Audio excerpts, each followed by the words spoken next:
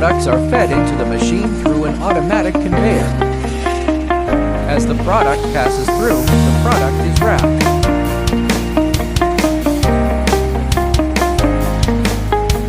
Hot air causes the plastic film to shrink tightly around the product.